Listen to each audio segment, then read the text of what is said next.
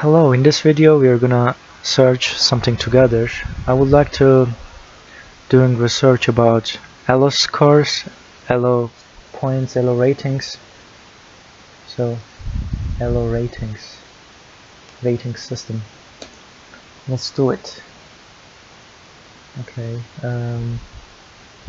of course in English. The rating of chess players. So that article is the mother of that all articles because he is the inventor of Elo Rating.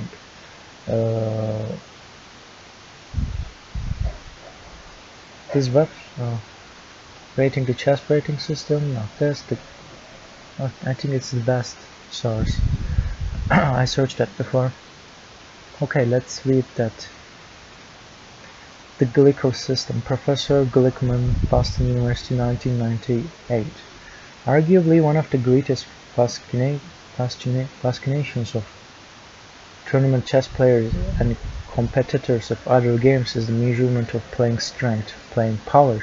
The Elo rating system, developed by Arpad Elo in the early 1960s, was the first chess rating system that had probabilistic underpinnings and was then adopted by many chess federations and eventually by organizations for other games. While Elo system is a great improvement over earlier system, it too has problems. Okay, let's see what's the problems about that. In 1995 I created the Glicko Rating system in response to a particular deficiency in the Elo system which I describe below. So at that time people can write in such manner. It is cooler than that. I created. My system was derived by considering a statistical model for chess game outcomes and then making mathematical approximations that would enable simple computations. The Elo system coincidentally turns out to be a special case of my system. The mathematical details of the derivation can be found in a technical paper called the Glicko system is currently implemented on the free internet chess server, and variations of the Glicko system have been adopted for several commercial internet gaming organizations such as and others. The problem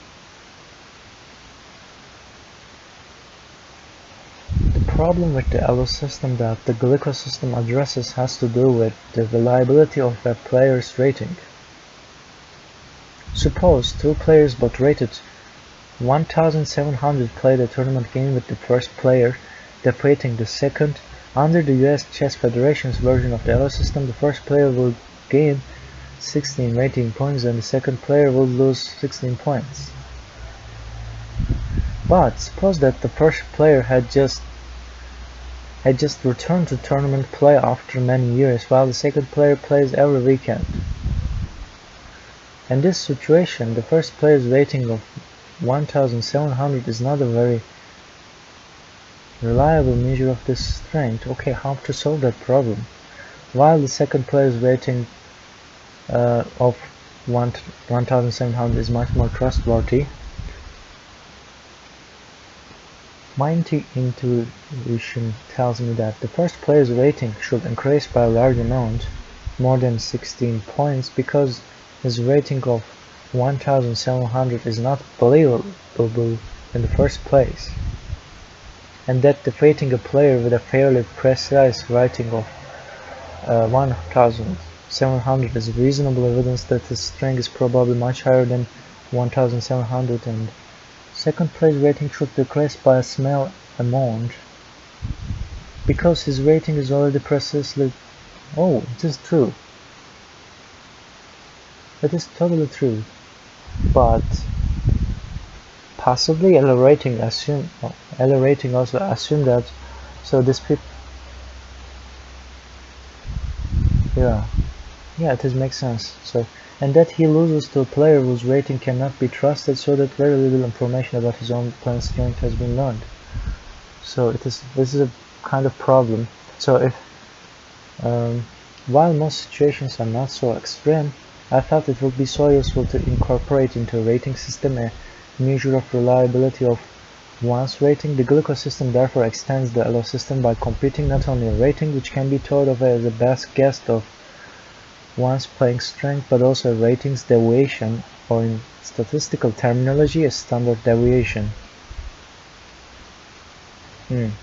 Okay, so sounds exciting. In the Glicko system, a player's rating changes only from a game outcomes, but her a change both from game outcomes and also from the passage of time when not playing. One feature of the system is that game outcomes always decrease a player's RD, and that time passing without competing in rated games always increases a player's. The reason is that the more games played, the more information is learned about the player's ability, so the more precise the rating becomes. As time passes, we become more uncertain about the player's strength, so this reflected in the RD increasing. It is interesting to note that in the Glicko system, rating chains are not balanced as they usually are in the Elo system. If one player's rating increases by, the opponent's rating does not usually decrease. In fact, in the Glicko system, the amount by which the opponent's rating decreases is governed by both players' RDs.